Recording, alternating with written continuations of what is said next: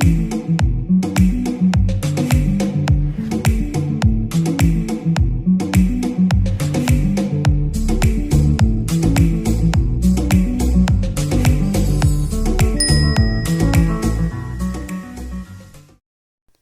وسهلا، مرحبا بكم في قناة الاخوات الثلاث مع وصفة جديدة كيكة بالبسكوي. نتمنى تنال الاعجاب ديالكم وتجربوها. خليكم مع المقادير.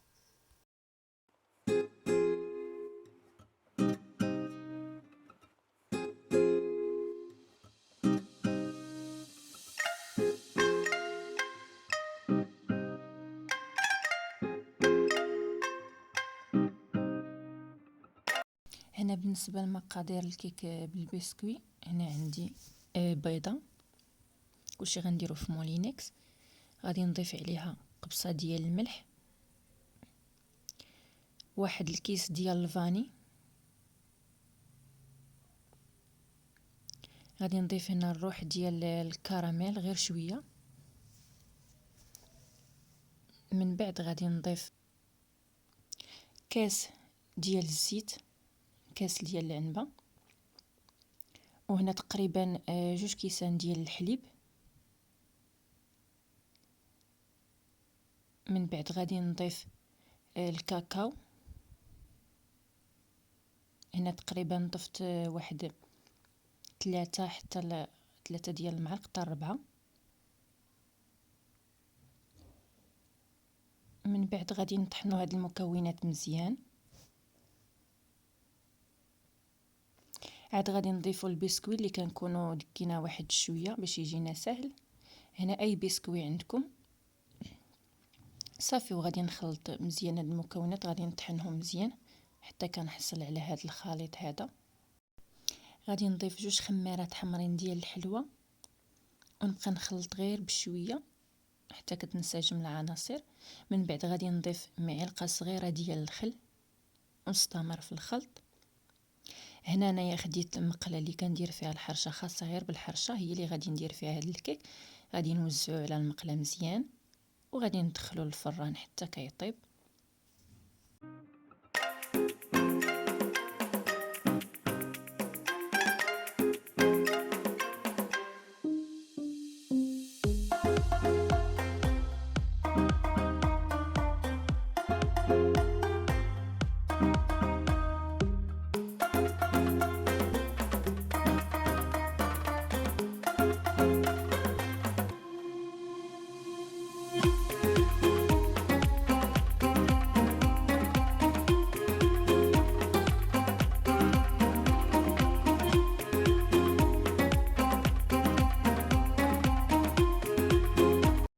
بعد ما طاب الكيك غادي نسقيوه بالحليب مزيان. بالنسبه للتزيين اختياريه، انا هنا استعملت 2 كؤوس ديال الكراميل، حضرتهم من الفوق ومن بعد زوقوهم باي حاجه بغيتو. خليكم مع تتمه الفيديو.